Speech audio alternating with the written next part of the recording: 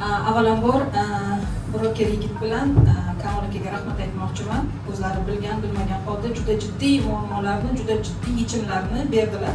Hozir nimaligini aytaman. Bitta narsani aytmoqchiman. Korrupsiya agentligi ular so'z o'yini ko'p qilishadi, shuning uchun ularga po faktu javob berishimiz kerak. Hozir bu ko'rsatuvdan keyin ular diqqat bilan ko'rishadi baribir, kelmasa ham. Korrupsiya agentligining saytida uni vazifalari keltirilgan, 10 ta vazifasi. Shu 10 ta vazifadan 2 ta vazifani bugun bajargani yo'q. Birinchisi bu mamlakatda korrupsiya holatini tizimli tahlil qilish, kakraz biz tahlil qilyapmiz. To'rtinchisi korrupsiyaga qarshi kurash, fuqarolarning huquqiy ongi va huquqiy madaniyatini oshirish orqali jamiyatda korrupsiyaning barcha ko'rinishlariga murosasiz munosabatni shakllantirish. Mana shu 2 ta vazifani agentlik bugun bajarmadi. KPI qanday bo'ladi, men bilmadim.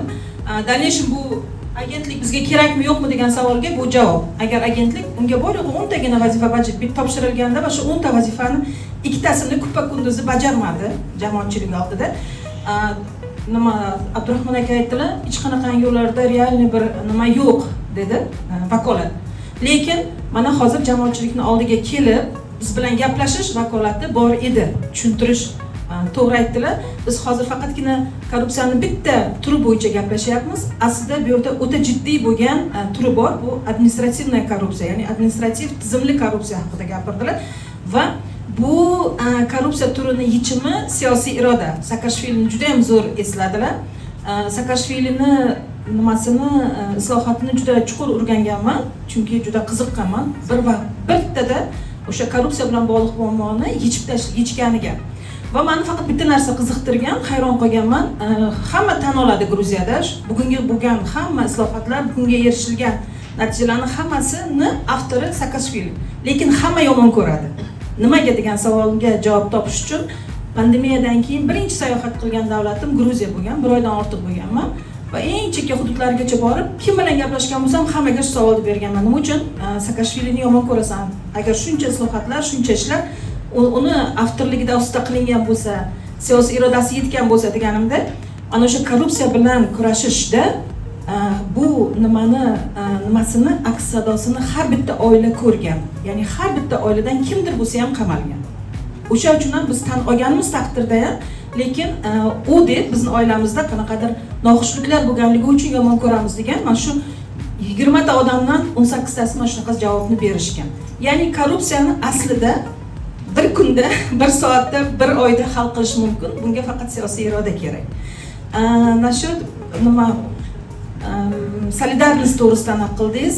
Solidarniyda bo'lish biz o'ylaymizki, aynan o'sha ma'muriy, ya'ni administrativniy korrupsiya, ma'muriy korrupsiyani biz jamiyatga, jamoatchilikka to'g'ri tushuntirmaganimiz uchun ham biz har doim solidarniy bo'lmaymiz. Misol uchun vazir o'zining oyligidan karrasiga ko'p mol-mulkka ega bo'lsa ham kimlardir nima deydi, sen nima hasad qilyapsanmi yoki ko'ra olmayapsan, yaxshi niyat qil, orzu qil, havas qilga aylantirib yuboramiz.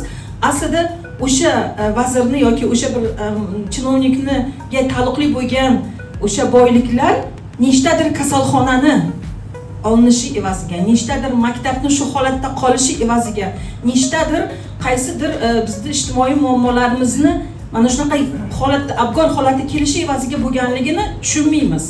Aslida domla to'g'ri aytdilar, bo'ya sog'liqda gaplashayotgan paytimizda sog'liqdan men ham dars berganman. Har doim korrupsiya bilan birga. Chunki korrupsiya bu norasmiy soliq degani. Ya'ni korrupsiyani 1% ga oshishi iqtisodiy o'sishni 1% ga kamaytiradi. Bugungi holatimiz, iqtisodiy holatimizni asl holatga kelishini mana shunday sababi bu administrativ, ya'ni ma'muriy korrupsiyani borligi.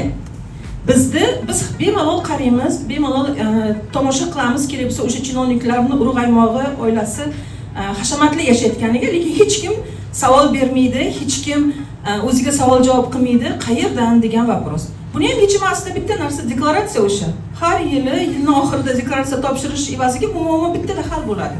Hech qanaqangi bu yerda bir anaqa shart emas. Keyin men juda ham hayron qoldim. Hozir u statistikani men bilmas edim. Boyagi 1% gina bor yo'g'i tender anaqalari kuzatuvdan o'tayotganligi.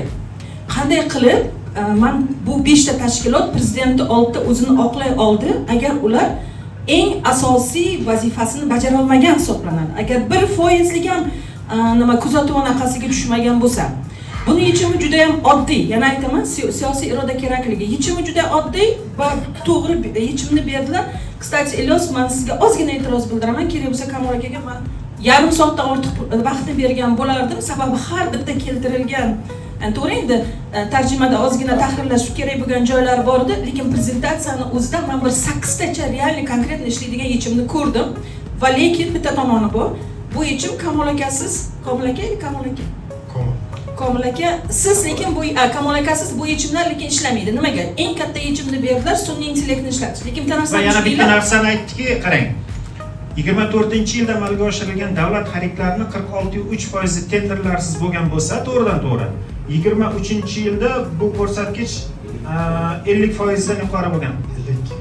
Mayli, men u narsaga anaqa qila olmayman. Bizda hozir bor bo'lgan realniy holatdagini yecholmagani, ya'ni bu o'sha 1% bu realniy qo'lda xomashyo bor edi bularni va bu xomashyoda, ya'ni bu tekshiruv bazasini 1% emas, kamida 60-70% ga ko'tarish imkoniyati bor edi va bu imkoniyatni bittada beryaptilar. Ya'ni o'sha sun'iy intellekt, finansiy texnologiyalar, yangi qanaqadir maxsus dasturiy ta'minotlar, lekin degan joyi bor.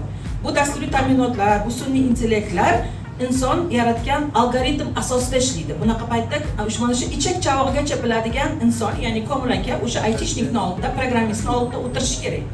Unga qanaqadir bir 50 ta, 60 ta ketma-ketlikka ega bo'lgan algoritmik nima deydi, zadaniyalarni, texnik zadaniyani ishlab chiqish orqali mana bu 5 ta tashkilot kerak emas, Kamol aka, siz buni juda ham yaxshi bilib turibsiz. 5 ta tashkilotda absolyutno keragi yo'q, chunki bizda doim hammasi algoritmik ketma-ketlikka ega bo'lgan ishlar, amallar bajariladi. U tenderda bir har safar qanaqadir yangilik yaratish, har safar qanaqadir bir texnik zadaniya kiritish anaqasi yo'q-da. Ya'ni imkoniyati bor bo'lgan narsa, yechimi juda arzon, oson, dashi davlat misol uchun bunga pul ajratmayman bunaqa programmali produksiyalarga deydigan bo'lsa ham, bizda ko'ngillilar bor, aytishlik bolalar chet elda ishlayotgan.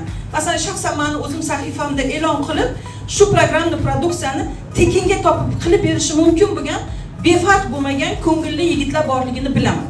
Misol uchun-da, o'sha muammoni bittada yechib 1% emas, kamida 50% ga, ya'ni kuzatuvni, tekshiruvni 50% ga chiqarish imkoniyati bor va bu juda oson. Yana qaytarib aytaman, bu hammasi siyosiy irodaga bor. Barmagul opa, katta rahmat. Marhamat. Yana keyin yana bitta